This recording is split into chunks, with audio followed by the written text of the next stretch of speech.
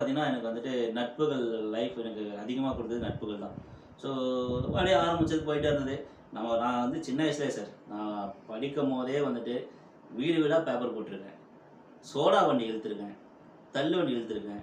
படிக்கும்போது நான் பட்ட கஷ்டங்கள். அதுக்கப்புறம் பார்த்தீங்கன்னா, அப்படியே வந்து டிகிரி கூட வந்து கரஸ்ல தான் போட்டோம். கரஸ்ல போட்டு வாழ்க்கையில எங்களுக்கு மிகப்பெரிய ஒரு நட்புல கிடைச்ச சொந்தம் யாரு பார்த்தீங்கன்னா, அவங்க பேர் இந்த தருணத்துல நான் சொல்றேன். திரு தட்சிணாமூர்த்தி அண்ணா அவர்களும், சத்தியமூர்த்தி அண்ணா அவர்களும். ஏன்னா, அவங்க வந்துட்டு இது நான் ஆக்சுவலா வந்து நாங்க ஒரு ஆல்மோஸ்ட் எங்க குரூப் பார்த்தீங்கன்னா, ஒரு 7, 8 பேர் சார் எங்க குரூப்ல.